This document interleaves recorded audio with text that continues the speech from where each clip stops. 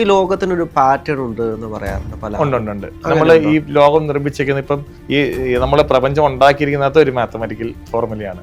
ഈ പണ്ട് ആര്യഭടൻ ഇവിടെ ഇരുന്നിട്ടാണ് പയ്യുടെ വില പറഞ്ഞത്. അന്ന് കാൽക്കുലേറ്ററില്ലായിരുന്നു. എങ്ങനെ പറഞ്ഞു? സൂര്യനിൽ നിന്ന് ഭൂമിയിലേക്കുള്ള അകലം പണ്ട് ഉള്ള ആൾക്കാർ ഇവിടെ ഋഷിവരന്മാർ പണ്ടേ പറഞ്ഞു. എങ്ങനെ പറഞ്ഞു? ഹയർ ഡയമെൻഷനിൽ അവരത് കണക്കാക്കാൻ അവർക്ക് പറ്റിയിട്ടുണ്ടെന്നുള്ളതാണ്. ഇപ്പൊ നമ്മൾ പഠിക്കുന്ന പൈതഗോറസ് തിയറം ഒക്കെ പണ്ട് ഇന്ത്യൻ ഭാരതീയ സംസ്കാരത്തിലുള്ളതാ. പൈതഗോറസ് വരുന്നതിനേക്കാൾ മുമ്പാണ് ഇന്ത്യൻ ബുക്കായ ബൗദ്ധ്യാന സൂത്രയിൽ പൈതഗോറസിനേക്കാൾ മുന്നേ ഇറങ്ങിയ ബുക്കാണ്. പക്ഷെ പൈതഗോറസിന്റെ പേരിലാണ് നമ്മളത് പഠിക്കുന്നത്. എന്തുകൊണ്ട് ബൗദ്ധ്യാന്റെ പേര് പഠിക്കാൻ പറ്റുന്നില്ല? മാനവ സുലഭത്തിനകത്ത് ഷേപ്സിന്റെയും ജോമെട്രി ഫിഗേഴ്സിനെ എല്ലാം കുറിച്ചും പറയുന്നുണ്ട്. ക്ഷേത്ര ഗണിതമാണ് നമ്മൾ പഠിക്കുന്നത്. ക്ഷേത്രങ്ങൾ നിർമ്മിക്കാനുള്ള ഗണിതമാണ് ക്ഷേത്ര ഗണിതം. അപ്പൊ അതൊക്കെ നമുക്ക് എന്തുകൊണ്ട് നമുക്കത് അങ്ങനെ പഠിക്കാൻ പറ്റുന്നില്ല? ജോമെട്രിയെ കുറിച്ച് ഏറ്റവും വിശദമായിട്ട് പറയുന്ന ഒരു ബുക്കാണ് മാനവ സുലഭം. ഒന്നുമില്ല, അന്ന് പഠിച്ച ഗ്രന്ഥങ്ങളും ആ ഗ്രന്ഥങ്ങളുള്ള നോളജുകളുമാണ് ഏറ്റവും പ്രധാനം. അതൊരിക്കലും പ്രൊമോട്ട് ചെയ്യാൻ നമുക്കിവിടെ പറ്റുന്നില്ല. ഒരു റീല് 30 സെക്കൻഡാണ് ടൈം സ്പാൻ കുറഞ്ഞു. അതുകൊണ്ട് എന്താ ഈ 30 സെക്കൻഡ് കണ്ടുകൊണ്ട് ശീലിക്കുന്ന കുട്ടികൾ 12 സെക്കൻഡായിട്ട് പറഞ്ഞു. ഒരു ബ്രെയിനിന് തന്നെ കൺഫ്യൂഷൻ ആക്കി കൊടുക്കുക. നമ്മൾ ബ്രെയിൻ ട്രെയിൻ ചെയ്യുക എങ്ങനെ ഫോക്കസ് ആകുന്നു. ഞാൻ പറയുന്നത് ഇൻസ്റ്റ ഉപയോഗിക്കുന്നത് കൊണ്ടോ, പക്ഷെ ഒരു പഠിക്കുന്ന കുട്ടികൾ വളരെയധികം അത് കുറയ്ക്കുന്നത് അവരുടെ പഠനത്തിനും ബുദ്ധിവികാസത്തിനും നല്ലതായിരിക്കും. ഐൻസ്റ്റീനെ ആണെങ്കിലും ന്യൂട്ടനെ ആണെങ്കിലും വിവേകാനന്ദനെ ആണെങ്കിലും സൃഷ്ടിക്കാൻ ഒരാൾക്ക് കഴിയുന്നുണ്ടെങ്കിൽ, അങ്ങനെ കഴിയാൻ വേണ്ടിയിട്ടൊരു സാധനം കണ്ടുപിടിക്കാൻ തയ്യാറാവുകയാണെങ്കിൽ, നമ്മുടെ കുഞ്ഞുനാൾ മുതലേ നമ്മൾ ഡെയിലി ഹാബിറ്റ്, ഇപ്പൊ നമ്മൾ ജിമ്മിന് പോകുന്നില്ല ശരീരം പുഷ്ടിപ്പെടുത്താൻ എന്ന് പറയുന്ന പോലെ നമ്മൾ ഈ ഒരു പ്രാക്ടീസ് നിങ്ങൾ ഡെയിലി ചെയ്യുകയാണെങ്കിൽ നിങ്ങളുടെ ബ്രെയിൻ ഷാർപ്പായി തന്നെ ഇരിക്കും. നല്ല രീതിയിൽ ഷാർപ്പാവും നിങ്ങളുടെ ബ്രെയിൻ. ഞാൻ മറ്റൊരു കാര്യം ചോദിച്ചോട്ടെ. ഇപ്പോൾ ഈ ഡിപ്രഷൻ, ആങ്സൈറ്റി പറഞ്ഞുകൊണ്ടാണ് കേരളത്തിൽ ഒരുപാട് വ്യക്തികൾക്ക് ഇന്ന് നോക്കിക്കഴിഞ്ഞാൽ ജോലി കാരണം സ്ട്രെസ്സാണ്, ആങ്സൈറ്റി, ഡിപ്രഷൻ, ഇതെല്ലാം മാറ്റാൻ വേണ്ടിയിട്ട് ഇത്തരത്തിലുള്ള എക്സസൈസ് കൊണ്ട് കഴിയുമോ, അല്ലെങ്കിൽ മെഡിറ്റേഷൻ കൊണ്ട് കഴിയുമോ? മെഡിറ്റേഷനും യോഗയും പ്രാക്ടീസ് ചെയ്യുന്നത് കൂടെ തന്നെ നമ്മളുടെ മൈൻഡ് വളരെ കാമാവും. ഇപ്പം ഞാനിപ്പം തുടക്കത്തിൽ ഞാൻ പറഞ്ഞില്ലേ, എനിക്ക് ആ സമയങ്ങളിൽ ഒരുപാട് ബുദ്ധിമുട്ടുള്ള ആളാണ്. ഞാൻ ആ സമയത്താണ് ഇദ്ദേഹത്തെ കാണുന്നതും മെഡിറ്റേഷൻ പഠിക്കുന്നതും മെഡിറ്റേഷനെ കുറിച്ച് കൂടുതൽ അറിയുന്നതും മെഡിറ്റേഷൻ്റെ പ്രാക്ടീസുകൾ ചെയ്യുന്നത്. മെഡിറ്റേഷൻ്റെ പ്രാക്ടീസ് എന്ന ബുക്കുകളൊക്കെ ഉണ്ട്. ബിഗ് ആൻഡ് വൈരഭദം എന്ന് പറയുന്ന ഒരാളുടെ ഒരു ബുക്കുണ്ട്, 112 മെഡിറ്റേഷൻ. നമുക്ക് അനുയോജ്യമായ രീതിയിലുള്ള മെഡിറ്റേഷനെ കുറിച്ച് പഠിക്കുന്നുണ്ട്. നമ്മൾ നിരന്തരമായി മെഡിറ്റേഷൻ ചെയ്യുകയോ കാമായിട്ട് സോങ്സ് കേൾക്കുകയൊക്കെ ചെയ്താൽ തന്നെ നമ്മൾ ശാന്തമാവും. ഈ യോഗയും മെഡിറ്റേഷൻ വഴി നമ്മൾ നല്ല രീതിയിൽ ശാന്തരാകും. ഞാൻ ഇതിനെ ക്ലബ് ചെയ്തേക്ക് എന്താണെന്ന് വെച്ചാൽ, ഇപ്പോഴത്തെ കുഞ്ഞുങ്ങളെല്ലാം സ്ട്രെസ് അനുഭവിക്കുന്നതിന് പ്രധാന കാരണം സിലബസിന്റെ ഇപ്പം ഈ ഇപ്പോൾ ഇറങ്ങിയ സെക്കൻഡ് ടൈം പരീക്ഷയുണ്ട്, +1 മാത്സ് പരീക്ഷ വളരെ ടഫായിരുന്നു. കേൾക്കുന്ന കുട്ടികൾക്ക് മനസ്സിലാവും, വളരെ ടഫായിരുന്നു. അതിനകത്ത് ഒരുപാട് കുട്ടികൾ, പഠിക്കുന്ന കുട്ടികൾക്ക് പോലും നല്ല മാർക്ക് കിട്ടുന്നില്ല. അപ്പൊ ഇവരെ വിചാരം എന്താണെന്ന് അറിയാം, എങ്ങനെയൊക്കെ പഠിച്ചാൽ ക്വസ്റ്റ്യൻ വരുമെന്ന. എന്തുകൊണ്ട് ടഫാവെന്ന് പറഞ്ഞ കാര്യം വെച്ചാൽ ഇവർ കൃത്യമായ രീതിയിലല്ല പഠിക്കുന്നത്. എല്ലാവരും ഷോർട്ട് കട്ടിനെ പറയുക. ഏതെങ്കിലും ഒരു ഗൈഡ് എടുക്കും, അതിനകത്തുള്ള കുറച്ച് ക്വസ്റ്റ്യൻ പഠിക്കും. അല്ലെങ്കിൽ ഇപ്പം നമ്മളുടെ എൻട്രൻസ് കോച്ചിങ്ങിന് പോകുകയാണെങ്കിൽ അവർ കൊടുക്കുന്ന കുറേ ക്വസ്റ്റ്യൻസ് പാറ്റേൺ ഉണ്ട്. അത് പഠിച്ചിട്ട് അതുപോലെ വന്നാൽ രക്ഷപ്പെടാം. അല്ലെങ്കിൽ നല്ല അടിത്തറയുള്ള കുട്ടികൾ മാത്രമേ കയറി വരുള്ളൂ. അപ്പോൾ രക്ഷകർത്താക്കൾ നല്ല അടിത്തറ, ഈ സ്കില്ലിന്റെ അടിത്തറ കൊടുക്കണം. അത് മാത്രമല്ല, ഫോഴ്സ് ചെയ്യാണ്. ഈ ആത്മഹത്യ ചെയ്യുന്ന വിദ്യാർത്ഥികളുടെ എണ്ണം കൂടി വരികയാണ്. അതെ, ഇത് പഠനത്തിന് സ്ട്രെസ്സാണ്. പരീക്ഷ തോക്കുമ്പോൾ ഉള്ള പേടി. അതുകൊണ്ടാണല്ലേ 10ാം ക്ലാസ് വരെയുള്ള പരീക്ഷ വളരെ എളുപ്പത്തിൽ ജയിച്ചു പോകും പിള്ളേർ. +1 +2 ചെല്ലുമ്പോൾ കുറച്ച് ബുദ്ധിമുട്ടായി വരും. ഇത് കഴിഞ്ഞിട്ട് ജോലി കിട്ടുക പറയുന്നത് വളരെ ബുദ്ധിമുട്ടാണ്. സാധാ ഒരു ജോലിക്ക് കയറാൻ കഴിയുമായിരിക്കും, പക്ഷെ അവിടെ നമ്മൾ കോമ്പറ്റീഷനാണ്. നമ്മൾ അവിടെ നമ്മളെക്കാളും മിടുക്കനായിട്ട് ഒരാൾ വന്ന് നമ്മൾ പുറത്താണ്. അപ്പൊ എന്തുകൊണ്ട് അവിടെ എഡ്യൂക്കേഷൻ അല്ല പ്രധാനം, സ്കില്ലാണ് പ്രധാനം. അല്ല, എഡ്യൂക്കേഷന് തന്നെ ഇപ്പോൾ എൻ്റെയൊക്കെ ചെറുപ്പകാലത്ത് ഞാൻ തന്നെ വീട്ടുകാരോട് പറയാം, എന്നെ ഈ സ്കൂളിലൊക്കെ വിട്ട് കഴിഞ്ഞാൽ ഞാനെങ്ങനെ പഠിക്കാനാ? ഓരോ ആളുകളുടെ കമ്പാരിസൺ വരുമ്പോൾ ഇപ്പോൾ വിദ്യാർത്ഥികൾ, നമ്മൾക്ക് സാധാരണപ്പെട്ട ഒരു ഗ്രാമത്തിലെ സ്കൂളിലാണ് പഠിച്ചത്, അല്ലെങ്കിൽ അത്തരത്തിലുള്ള സ്കൂളുകളാണ്. അവിടെ വലിയ ആക്ടിവിറ്റിയോ മറ്റു കാര്യങ്ങളോ ഒന്നുമില്ല. നീ വേണമെങ്കിൽ പഠിക്കുക, വേണമെങ്കിൽ വരിക, അങ്ങനെയുള്ളൊരു സ്ഥലത്ത് നിന്ന് ഓരോ ആളുകളും കയറുമ്പോൾ എനിക്കിപ്പോൾ ചേട്ടനെ കാണുമ്പോൾ തന്നെ അതാണ് ഓർമ്മ വരുന്നത്. അത്രയും മോശമായിട്ടൊരു സാഹചര്യത്തിൽ നിന്ന്, ഇപ്പോൾ ശാസ്താംകോട്ട പോലൊരു കോളേജിൽ ഗ്രാമപ്രദേശത്ത് നിന്ന ആളുകളാണ് കൂടുതലുള്ളത്. ഞാൻ അവിടെ പഠിച്ചുകൊണ്ടത് എനിക്കറിയാം. അതെ, വൈകുന്നേരം ബസ്സിൽ പോകാൻ വേണ്ടി STക്ക് വേണ്ടി തന്നെ അത്രയും എടുക്കാം, ആ ഒരു ST പൈസ പോലും എടുക്കാനില്ലാത്ത വിദ്യാർത്ഥികൾ വരുന്നൊരു ക്യാമ്പസ് ആയിരുന്നു. അപ്പോൾ അതിനപ്പുറത്തേക്ക് ഗ്രാമപ്രദേശത്തുള്ള ആളുകൾ, അവരുടെ ജീവിത സാഹചര്യങ്ങൾ വളരെ മോശമാണ്. അതിൽ നിന്നെല്ലാം ഉയർന്നു വരുന്ന വിദ്യാർത്ഥികൾ ഇതിനകത്തോടല്ല, അതായത് CBSE സ്കൂളിൽ പഠിച്ച് ഇംഗ്ലീഷ് കൃത്യമായി കൈകാര്യം ചെയ്തു വരുന്ന ആളുകൾ പിന്നെ ഒരു കോർപ്പറേറ്റ് ലെവലിലേക്ക് വരുമ്പോഴാണ് വിഷയം വരുന്നത്. ലാംഗ്വേജ് ഇല്ല, എഡ്യൂക്കേഷൻ ഇല്ല, വളരെ ബുദ്ധിമുട്ടുണ്ട്. എനിക്ക് തന്നെ പലപ്പോഴും അനുഭവിച്ചിട്ടുണ്ട്. എനിക്ക് ഇംഗ്ലീഷ് കൃത്യമായിട്ട്, ഞാൻ +2 വരെ +2 അത്യാവശ്യം ഇംഗ്ലീഷൊക്കെ വെച്ചിട്ട് അഡ്ജസ്റ്റ് ചെയ്തത്. പക്ഷേ കോളേജ് ലെവലിലേക്ക് വന്നപ്പോൾ ഇംഗ്ലീഷ് വളരെ ബാരിയറായിട്ട് മാറിയ ഒരാളാണ്. അപ്പോൾ അത്തരത്തിൽ വരുന്ന ഒരുപാട് ആളുകളുണ്ട് ഇന്നും പല പ്രദേശങ്ങളിൽ നിന്ന് വരുന്നത്. പക്ഷേ ഇന്ന് കാലഘട്ടം മാറുന്നതിനനുസരിച്ചുള്ള മാറ്റമുണ്ട്. പൈസ ഇല്ലാത്ത ആളുകളാണെങ്കിൽ പോലും തൻ്റെ മക്കളെ CBSE ICSE സ്കൂളിൽ പഠിപ്പിക്കുന്നുണ്ട്. പക്ഷേ അവർ ആ ഒരു ഗ്രാമപ്രദേശ സ്കൂളിൽ നിന്നും ഒരു നഗരത്തിലേക്ക് വരുമ്പോഴാണ് ഈ വിഷയങ്ങൾ, പിന്നെ കോർപ്പറേറ്റ് ലെവലിലേക്ക് വരുമ്പോൾ അത്തരത്തിൽ ഒരുപാട് വിഷയങ്ങളുണ്ട്. ഇതെല്ലാം നമുക്ക് ഈ ഒറ്റൊരു IQ മാസ്റ്ററിങ് കൊണ്ട് മാറ്റാൻ പറ്റും. ഇത് തീർച്ചയായിട്ടും പറ്റും. ഞാൻ പറഞ്ഞത് അപ്പം നമ്മളുടെ ഇപ്പം ഈ നേരത്തെ പറഞ്ഞ കണക്ക് തന്നെ ഇപ്പം ഈ കുട്ടികൾ, നമ്മൾ പഠിക്കുന്ന കുട്ടികൾ സ്കില്ലുകൾ പറഞ്ഞല്ലോ. ഇപ്പം ഞാൻ ഈ അടുത്ത കാലത്ത് ഞാൻ സ്റ്റീഫൻ ദേവസ്യമായിട്ട് മീറ്റ് ചെയ്തായിരുന്നു ഒരു സ്ഥലത്ത് പരിപാടി. സ്റ്റീഫൻ ദേവസ്യ ഹാർമോണിയം വായിക്കാൻ നമ്മൾ കണ്ടുകൊണ്ട് കഴുത്ത് തൂക്കിയിട്ടിട്ട് ഇങ്ങനെ ഭയങ്കര സ്പീഡിൽ. അദ്ദേഹത്തിന് അറിയാം ഈ ഈണങ്ങൾ എവിടെ കിടക്കുന്നതെന്ന്. അത് വായിക്കുന്നതിനും അടിസ്ഥാന ഘടകം ന്യൂറോ പ്ലാസ്റ്റിസിറ്റി എന്നാണ്. നമ്മുടെ ന്യൂറോ പ്ലാസ്റ്റിസിറ്റി എന്ന് പറയുന്നത് ഇപ്പം നമ്മൾ ഒരാൾ പെട്ടെന്നൊരു പന്തല് പണിയുന്നു, ചിലപ്പോൾ പെട്ടെന്നൊരു അറേഞ്ച് ചെയ്യുന്നു. എല്ലാ മേഖലയിലും നമ്മൾ ബ്രെയിനിൻ്റെ ആ സ്പീഡുണ്ട്, അത് ചെയ്യാനുള്ള കപ്പാസിറ്റി സ്പീഡ്, അത് ന്യൂറോണിൻ്റെ അതുമല്ല പുതിയ ക്രിയേറ്റിവിറ്റി ചെയ്യുന്നത്, അതിന് ന്യൂറോജെനസിസ് എന്ന് പറയുന്നത്. ഇതിനെ രണ്ടിനും ട്രെയിൻ ചെയ്യുന്ന ഒരു ടൂള് കൃത്യമായിട്ട് കണ്ടുപിടിക്കപ്പെട്ട് കഴിഞ്ഞാൽ ഇതിനെല്ലാത്തിനും പരിഹാരമാവും. ആ ടൂളാണ് ഇപ്പം നമ്മൾ ഡെവലപ്പ് ചെയ്ത് വെച്ചേക്കുന്നത്. പക്ഷെ അതിൻ്റെ പ്രാക്ടീസ് എന്ന് പറയുമ്പോൾ എന്താണ്, നമ്മൾ ജിമ്മിന് പോകണം, വയറ് കുറയണം. നമുക്ക് രാവിലെ ഓടിയ വയറ് കുറയും, പക്ഷെ ഓടണം. ഒരു ദിവസം ഓടിയ കുറയത്തില്ല, 2 ദിവസം ഓടുമ്പോൾ വയറ്റിന് വേദന വരും എന്ന് പറയുന്ന പോലെ ബ്രെയിനും ഇത് അക്സെപ്റ്റ് ചെയ്തെടുക്കണം. ബ്രെയിന് നമ്മൾ ഈ ട്രെയിനിങ് കറക്റ്റ് കൊടുക്കണം. നമ്മളിപ്പോൾ എഡ്യൂക്കേഷനിലെ മാത്സിനെ ലിങ്ക് ചെയ്ത് കൊടുക്കാനുള്ള കാര്യം അതുകൊണ്ടാണ്. മാത്സ് ആണ് ലോകത്തിലെ ഭാഷ. കോഡിങ് പഠിക്കണമെങ്കിൽ മാത്സ് വേണം, നമ്മൾ AI ചെയ്യണമെങ്കിൽ മാത്സ് വേണം. ഈ ബഹിരാകാശത്തിൽ മാത്സ് ഉപയോഗിക്കുന്നുണ്ട്. മാത്സ് ഇല്ലാത്ത ഒരു മേഖലയില്ല. മാത്സ് എന്ന് പറയുന്ന ലാംഗ്വേജ് ആണ് ഏറ്റവും പ്രധാനം. അതുകൊണ്ടാണ് നമ്മൾ ന്യൂറോ പ്ലാസ്റ്റിസിറ്റിയും ജനസിസിലെയും മാത്സിനെ ആഡ് ചെയ്തത്. അതിനകത്ത് മെന്റൽ മാത്സുകളും മെന്റൽ മെമ്മറിയും ഞാൻ ആഡ് ചെയ്തിട്ടുണ്ട്. ഈവൻ മെഡിക്കൽ വരെ പഠിക്കണമെങ്കിൽ മാത്സ് വേണം. ഇതെല്ലാം മാത്സ് ആണ്. ഇപ്പം ബ്ലഡ് ക്ലോട്ട് ആവുന്ന ടൈം പല മേഖലയുണ്ട്. ഇപ്പം ടൈം മാനേജ്മെന്റ് എന്നൊരു ഭാഗമുണ്ട്. ഞാൻ പറഞ്ഞില്ലേ ടൈം മാനേജ്മെന്റ്. ഇപ്പം ഞാൻ പറഞ്ഞേ, ഇപ്പം നമ്മളിപ്പോൾ സമയം ഇപ്പോൾ 12:20, നമ്മൾ നേരത്തെ പറഞ്ഞ സമയം ഇപ്പോൾ ഒന്നുകൂടെ സമയം എനിക്ക് വന്നു. ഇപ്പം ടൈം മാനേജ്മെന്റ് നമ്മൾ ബ്രെയിനിലുണ്ടെങ്കിൽ നമുക്ക് ടൈം ഇപ്പം എനിക്കത് 12:27 കറക്റ്റ് അല്ലേ, 12:27 അപ്പം എൻ്റെ മനസ്സിൽ ബ്രെയിൻ ഓടുക, ടൈം ഓടുക. ഈ ടൈം മാനേജ്മെന്റ് ഉണ്ടായാൽ തന്നെ നമുക്ക് എന്തൊക്കെ മേഖലകൾ ഉപയോഗിക്കാൻ കഴിയും. ഇപ്പം ഞാൻ ഈ ടൈം പറഞ്ഞില്ലേ, ഇത് നമുക്ക് ട്രെയിൻഡ് ആക്കി എടുക്കാൻ കഴിയും. നല്ല രീതിയിൽ പ്ലാസ്റ്റിസിറ്റി ജനസിസ് എക്സസൈസുകൾ ഞാൻ നേരത്തെ പറഞ്ഞില്ലേ, ഞാൻ വീണ്ടും ഇടയ്ക്കിടയ്ക്ക് ടൈം ഉപയോഗിക്കുന്നതെന്ന് വെച്ചാൽ ഇത് പദം പരിചയമാകാൻ വേണ്ടിയാണ്. നിങ്ങൾ നെറ്റിലേക്ക് അടിച്ചു കൊടുത്താൽ അതിനെക്കുറിച്ച് കൂടുതൽ വിവരങ്ങൾ കിട്ടും. ഇത് കാണുന്ന പ്രഷറിൽ അത് അടിച്ചു കൊടുത്താൽ അതിനെക്കുറിച്ച് അറിയാൻ ശ്രമിക്കണം. പക്ഷെ അത് എങ്ങനെ ട്രെയിൻ ചെയ്യാന്നുള്ളതാണ് പലർക്കും അറിയാത്തത്. പലരും പല മേഖല ചെയ്യും. പക്ഷെ മാത്സ് വഴിയാണ് നിങ്ങൾ ചെയ്യുന്നതെങ്കിൽ ഡെഫിനറ്റായിട്ട് ഞാൻ പറയാം, നമ്മൾ സ്മാർട്ടാവും. നമ്മൾ നേരെ കുട്ടികൾ മുതിർന്നവർ 60 വയസ്സോ 70 വയസ്സല്ല, നമ്മൾ സ്മാർട്ടാവും. ഇപ്പം നമ്മൾ വായന ഒരു ന്യൂറോ പ്ലാസ്റ്റിസിറ്റിയുടെ എക്സസൈസ് ആണ്. നന്നായിട്ട് വായിക്കുന്നവർക്ക് നോളജ് ഭയങ്കരമാണ്. ഒരു പുസ്തകം വായിക്കാൻ ചേട്ടൻ എത്ര? ഞാൻ സത്യത്തിൽ ഇതേ കണ്ടതിന് ശേഷം 1 മണിക്കൂറിലേക്ക് 270 പേജൊക്കെ വായിച്ചിട്ടുണ്ട്. 1 മണിക്കൂർ 270 പേജ്? ഒരു ദിവസമൊക്കെ 4,000 പേജ് വായിച്ചിട്ടുണ്ട്. ഞാൻ ഈ സിവിൽ സർവീസ് പഠിക്കുന്ന സമയത്ത് ബുക്കുകൾ പടപടാ വായിക്കുമായിരുന്നു. എനിക്ക് വായന നല്ല ഇഷ്ടമാണ്. ഞാൻ നല്ല പെട്ടെന്ന് വായിച്ചു തീർക്കും. എനിക്ക് വായിക്കുമ്പോൾ ശ്രദ്ധ അവിടെ തന്നെ നിൽക്കും, പോകത്തില്ല ശ്രദ്ധ. പിന്നെ ഒരു പുസ്തകം അതുപോലെ വായിച്ചിട്ട് കാണാൻ പറയാൻ നടക്കത്തില്ല. ഇപ്പം ഫോട്ടോഗ്രാഫി മെമ്മറി എന്ന് പറഞ്ഞെങ്കിൽ ഫോട്ടോഗ്രാഫി മെമ്മറി എന്ന് പറഞ്ഞാൽ ഒരു സാധനം കുറേ സമയം നോക്കിയിരുന്ന അതിനെ പതിപ്പിച്ചെടുത്തതിനെ പിന്നെ അത് കൈ കാണും, ആറ്റവും മൂലം എല്ലാം കാണും. അതാണ് ഞാൻ ഉദ്ദേശിക്കുന്നത്. പക്ഷെ നമുക്ക് അഡ്വാൻറ്റേജ് ആണ്. 1 മണിക്കൂർ നമുക്ക് എത്ര പേജ് വായിക്കാൻ പറ്റും? ഇപ്പം നിങ്ങൾ തന്നെ രാവിലെ എണീച്ചതിന് ശേഷം, ഈ കാണുന്ന ആളുകൾ പ്രേക്ഷകർ രാവിലെ എണീച്ചതിന് ശേഷം എന്നൊരു അരമണിക്കൂർ വായിക്കാൻ ശ്രമിച്ചാൽ മതി, മാറ്റം ഉണ്ടാവും. ന്യൂറോ പ്ലാസ്റ്റിസിറ്റിയുടെ എക്സസൈസ് തന്നെയാണ്. പക്ഷെ മാത്സ് വഴി ചെയ്യുന്നതിന് അത് ലോജിക്കലി കൂടും. മാത്സ് പഠിക്കുമ്പോൾ ഉണ്ടാകുന്ന പ്രധാന ഗുണം എന്താണെന്ന് അറിയാം, ലോജിക്ക് കൂടും, ക്രിയേറ്റിവിറ്റി കൂടും. എല്ലാ മേഖലകളെയും കണക്ട് ചെയ്താണ് മാത്സ് എന്ന സബ്ജക്ട് ഉണ്ടാക്കി വെച്ചേക്കുന്നത്. അതുകൊണ്ടാണ് എല്ലാ സ്ഥലങ്ങളിലും മാത്സിന് പ്രാധാന്യം വരുന്നത്. കൃത്യമായി നിങ്ങൾ ഈ ന്യൂറോ പ്ലാസ്റ്റിസിറ്റി ജനസിസിന്റെ എക്സസൈസ് ചെയ്യാൻ ഒരുപാട് ടൂളുകളുണ്ട്. NLP ചെയ്യാം. നിങ്ങൾ മാത്സിലൂടെയാണ് ചെയ്യുന്നതെങ്കിൽ നിങ്ങളുടെ റേഞ്ച് മാറിയിരിക്കും. ഞാൻ എഴുതിത്തരാം 100%. ഈ ലോകത്തിനൊരു പാറ്റേൺ ഉണ്ട് എന്ന് പറയാറുണ്ട് പല.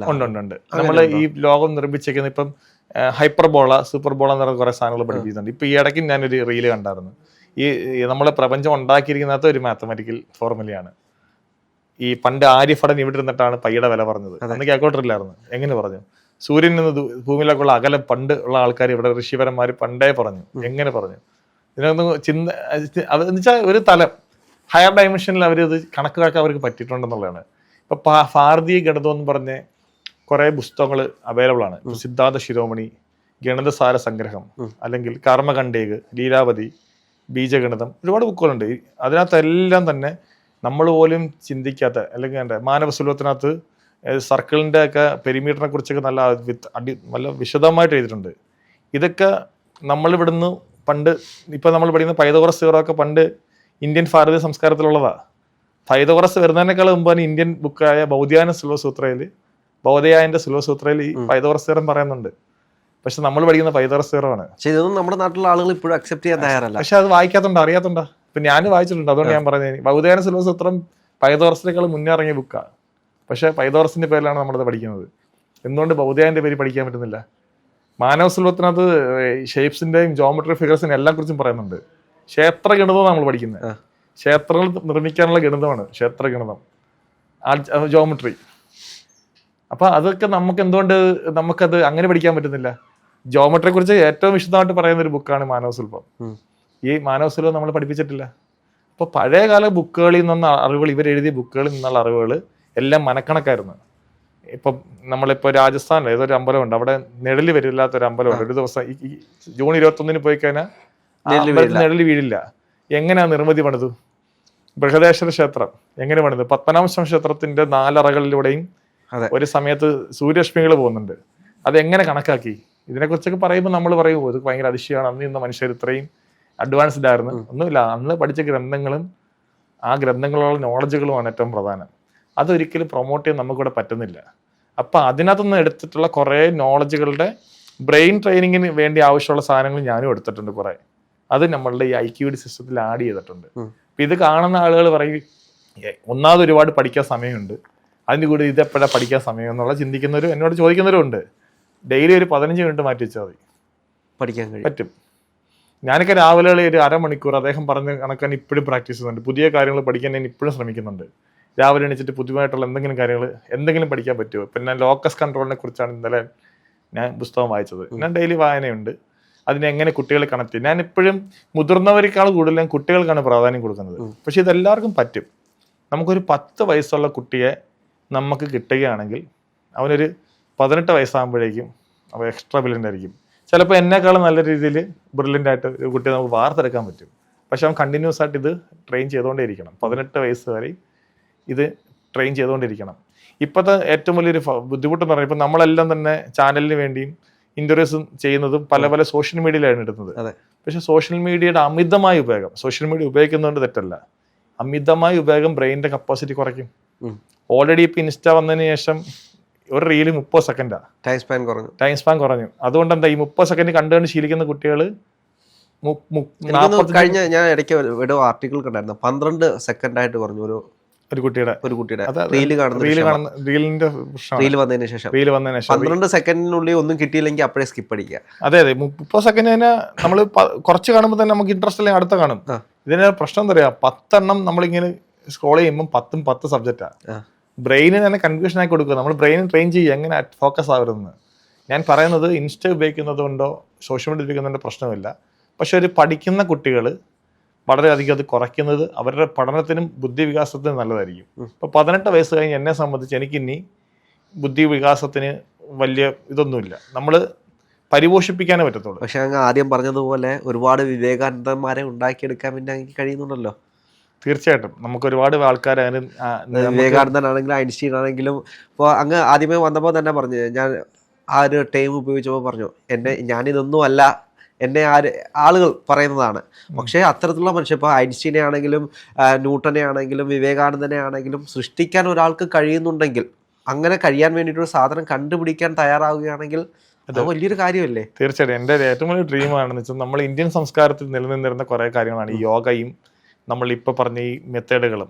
പലരൊന്നും പുച്ഛത്തോടെയാണ് ഇതിനെല്ലാം കാണുന്നത്. കാര്യം അക്സെപ്റ്റ് ചെയ്യാൻ തയ്യാറാവത്തില്ല.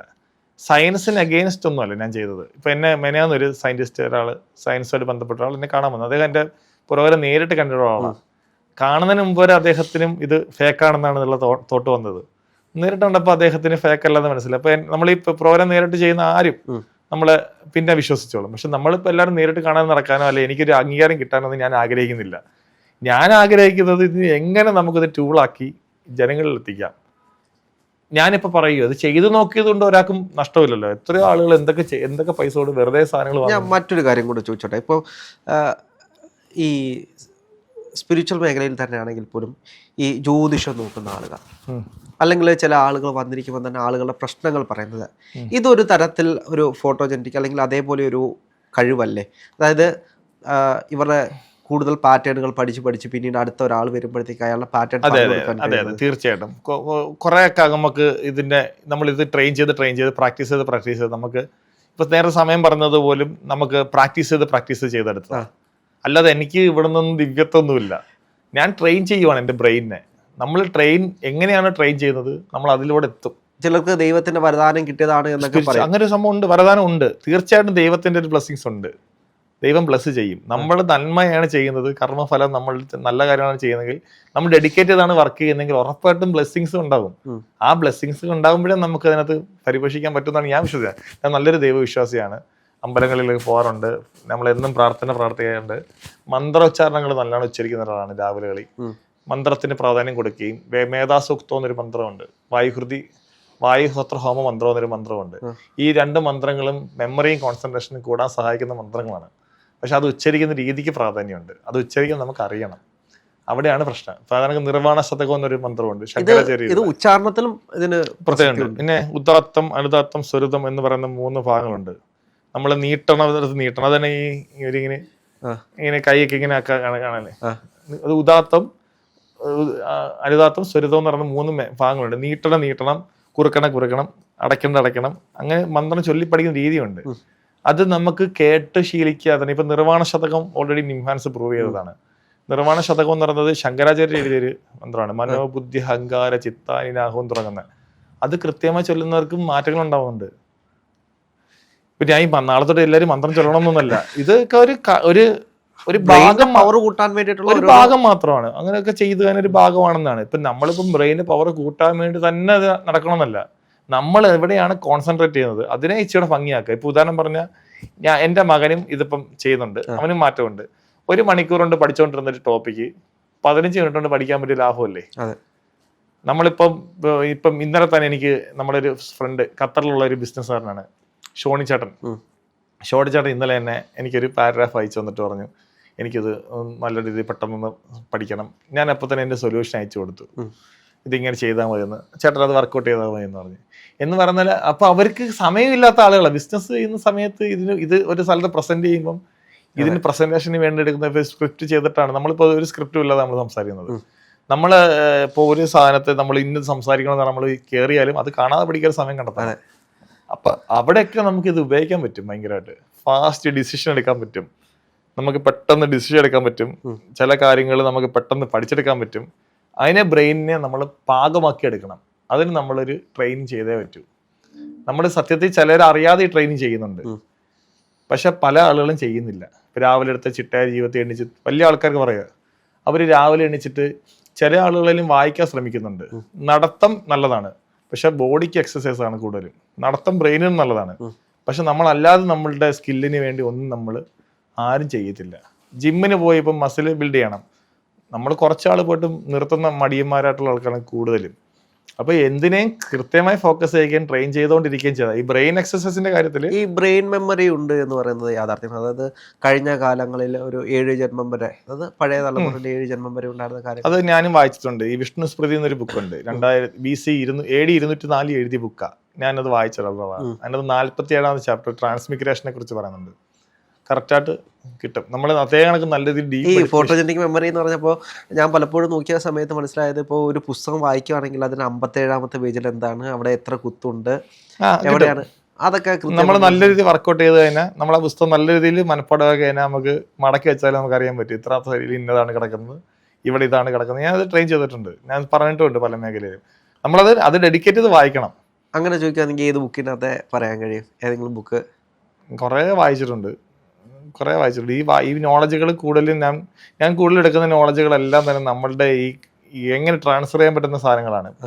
പഠനവുമായി ബന്ധപ്പെട്ട ബുക്കുകളാണ് കൂടുതലും വായിക്കാറുള്ളത്. ഈ പഴയ ഗ്രന്ഥങ്ങൾ, ഈ സിദ്ധാന്ത ശിരോമണികൾ പോലുള്ള ബുക്കുകൾ, അങ്ങനത്തെ ഗ്രന്ഥങ്ങളിൽ കുറേ നോളജുണ്ട്. കടവ്യാധി സിസ്റ്റം എന്നൊരു സിസ്റ്റം ഉണ്ട്. നമ്മൾ കമാ എന്നൊരക്ഷരം മിണ്ടരുന്ന് കിട്ടുന്നുണ്ട്, അതൊരു നോളജാണ്. കമാ എന്നൊരക്ഷരം മിണ്ടെന്ന് എന്തിനാ കമാ എന്ന് പറയാൻ കാര്യം? കമാ എന്നക്ഷരം മിണ്ടരുന്ന് നമ്മൾ പറഞ്ഞത്. കമാ എന്ന് പറഞ്ഞാൽ കായ് എന്ന് പറഞ്ഞാൽ കടഭേദ സിസ്റ്റത്തിലെ അതിന്റെ വാല്യൂ 1. മായ എന്ന് പറഞ്ഞാൽ കടഭേദ സിസ്റ്റം എന്ന് പറഞ്ഞൊരു സിസ്റ്റം ഉണ്ട്, അതിനകത്ത് വാല്യൂ 5. അപ്പൊ കമ എന്ന് പറയുമ്പം ഈ കടഭേദ സിസ്റ്റം തിരിച്ചാണ് ഇടുന്നത്. 1 5 അല്ലേ, തിരിച്ചിടുമ്പം 51 അക്ഷരം. 51 അക്ഷരം മിണ്ടരുതെന്നാണ് കടഭേദ സിസ്റ്റത്തിലാണ് അത് വരുന്നത്. കടഭേദ സിസ്റ്റം വെച്ച് തന്നെ ഒരുപാട് ഗ്രന്ഥങ്ങൾ എഴുതിയിട്ടുണ്ട്. നമ്മളെ മേളകർത്ത രാഗങ്ങൾ മിക്കതും എല്ലാം കടഭേദ സിസ്റ്റം ഉപയോഗിച്ചിട്ടുണ്ട്. സംഗീതത്തില് എല്ലാത്തിലും ഉണ്ട്. അപ്പൊ ഇങ്ങനത്തെ ആശയങ്ങൾ എടുത്തിട്ടാണ് ഞാൻ ഇതിനെ റിസർച്ച് ചെയ്ത് ആഡ് ചെയ്തുകൊണ്ടിരിക്കുന്നത്, എവിടേക്ക് ഇത് ഉപയോഗിക്കാം. അപ്പം ചിലപ്പോൾ ചോദിച്ചാൽ ഒരു പേജ് പറഞ്ഞാൽ ചിലപ്പോൾ അത് ഓർത്തെടുക്കണമെങ്കിൽ വേറെ രീതിയിലോട്ട് പോകേണ്ടി വരും. ഇപ്പോ ചേട്ടന്റെ ഒരു സിനിമ വരാൻ പോകുന്നു, ജീവിതം. അങ്ങനെ ഒരു ചരിത്രം, നമ്മളെ ലൈഫ് സ്റ്റോറി ഇങ്ങനെ വരാൻ ആഗ്രഹിച്ചിങ്ങനെ എടുക്കാൻ പ്ലാൻ ചെയ്തിട്ടുണ്ട്. അതിനെ പറ്റി ഒന്ന് പറയാൻ കഴിയുമോ? അത് പൂർണ്ണമായിട്ടും നമ്മളതിനെ തീരുമാനമാക്കിയിട്ടില്ല. കഥ സ്റ്റോറിയൊക്കെ ഏകദേശം നമ്മൾ ഇത് തന്നെ, ഈ ലൈഫ് സ്റ്റോറി തന്നെ ഏകദേശം റൈറ്റപ്പ് ഒക്കെ കഴിഞ്ഞു. അതിന്റെ അനൗൺസ്മെന്റ് വരുമ്പം കൂടുതൽ എല്ലാവിധ ആശംസകളും ഉണ്ട്. തീർച്ചയായിട്ടും ഞാൻ പറഞ്ഞില്ലേ, ഇതിനകത്ത് എനിക്ക് കൊടുക്കേണ്ട ഒരു മെസ്സേജ് എത്ര ഉള്ളൂ. ഒരുപാട് ആളുകൾ നമ്മളോട് കോൺടാക്ട് ചെയ്ത് ചോദിക്കുന്നുണ്ട്, ഇതിനകത്ത് രാവിലെ എണ്ണിച്ച് കണ്ണിന്റെ കാഴ്ച കിട്ടണം, മറ്റേ ഓരോ കാര്യങ്ങൾ. ഇതെല്ലാം നമ്മളുടെ ചിട്ടയായിട്ടുള്ള ലൈഫ് സ്റ്റൈലും രാവിലെ എണ്ണിച്ചിട്ടുള്ള ശീലങ്ങളും കൊണ്ട് മാത്രമേ നമുക്ക് റെഡിയാക്കി എടുക്കാൻ പറ്റൂ. എല്ലാവർക്കും ചിലപ്പോൾ ഒരുപോലെ പെട്ടെന്ന് റെഡിയാക്കി എടുക്കണമെന്നില്ല. പക്ഷെ അവരുടെ സ്ട്രെസ്ഫുൾ ലൈഫ് മാറും, അവർ ഹാപ്പിനെസ്സിലോട്ട് പോകും, അവർക്ക് ഒരുപാട് സമയം കിട്ടിയതിൽ ഫീൽ ചെയ്യും. ഇപ്പം നിങ്ങൾ രാവിലെ എണീച്ചാൽ മതി, രാവിലെ എണീച്ച് ശീലിച്ചാലുണ്ടല്ലോ നിങ്ങൾക്ക് ഒരുപാട് സമയം കിട്ടിയതിൽ ഫീൽ ചെയ്യും. ഒരുപാടുപ്പെട്ട ആളുകളെല്ലാം 9 മണിക്കും 8 മണിക്ക് എണീക്കുന്നവരാണ്.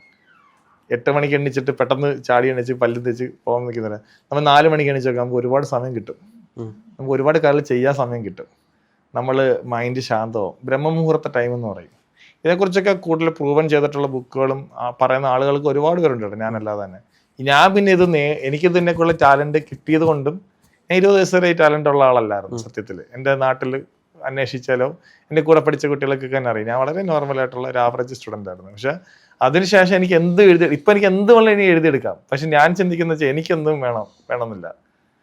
ഞാൻ വഴി ഒരു 50 പേരെയോ 10 പേരെയോ ഒക്കെ ഒരാളെങ്കിലും എനിക്ക് സൃഷ്ടിക്കാൻ പറ്റിയ ഞാൻ ഭാഗ്യവാനാണ്. പക്ഷെ ഞാൻ ശ്രമിച്ചു നോക്കിയപ്പം ഒരാളെയൊന്നും അല്ല, എനിക്ക് 10-700 പേരെ എനിക്ക് മിനിമം, 700 അതിൽ കൂടുതലുണ്ട്. പക്ഷെ ഈ ചിട്ട ഇപ്പോ ഇനി വരാൻ പോകുന്ന സാങ്കേതിക വിദ്യയുടെ കാലഘട്ടത്തിൽ സാങ്കേതിക വിദ്യയും കൂടി ഉപയോഗിക്കുമ്പോൾ 1000 ആളുകൾക്ക് വീണ്ടും പഠിപ്പിക്കുവാനും അവരെ സൃഷ്ടിച്ചെടുക്കാനും കഴിയും. തീർച്ചയായിട്ടും പറ്റും. ഇപ്പം ഞാനിപ്പം നമ്മൾ ചെയ്ത ടെസ്റ്റ്, എയുടെ പ്രത്യേകത എന്ന് വെച്ചാൽ ഇപ്പം ഇപ്പം നിങ്ങൾക്കൊരു അതിനകത്ത് എയുടെ ഒരു കാര്യം കൂടെ പറഞ്ഞാൽ, ഇപ്പം എൻ്റെ എയുടെ പ്രത്യേകത എന്ന് പറഞ്ഞാൽ, ഇപ്പോൾ ഒരു പുസ്തകം നമ്മളതിന് കൊടുക്കുകയെന്ന് വെച്ചോ, അപ്പം ഒരു പുസ്തകത്തിൻ്റെ പേജ് കൊടുത്തതിന് ഞാൻ തന്നെ അതിനകത്ത് എയിലുണ്ട്, എൻ്റെ ആണ് അതിനകത്ത് ഉള്ളത്. അപ്പോൾ ആ പുസ്തകത്തിൻ്റെ പേജ് എൻ്റെ മുമ്പിലിരിക്കുന്ന ആൾക്ക് ഏത് രീതി പറഞ്ഞാൽ മനസ്സിലാകും എന്നുള്ളത് എൻ്റെ മനസ്സിലാക്കിയെടുക്കും. എന്നിട്ട് അതേ രീതി ഇത് പറഞ്ഞു തരും. ഇതിൻ്റെ കൺസെപ്റ്റ് എന്താണ്, ഇതെന്താണ്, പഠിക്കുന്നതിനാണ്, ഇതെവിടെ ഉപയോഗിക്കും, ഇതെല്ലാം പറഞ്ഞു തരും. അങ്ങനെ ഒരു സിസ്റ്റമാണ് ഡെവലപ്പ് ചെയ്ത് വെച്ചേക്കുന്നത്. എന്താണെങ്കിലും ലൈഫിലെ ലോകത്തിലെ ആദ്യത്തെ ഒരു സിസ്റ്റം തന്നെയാണ് കേട്ടോ. എന്താണെങ്കിലും ഒരുപാട് നന്ദി. Thank you.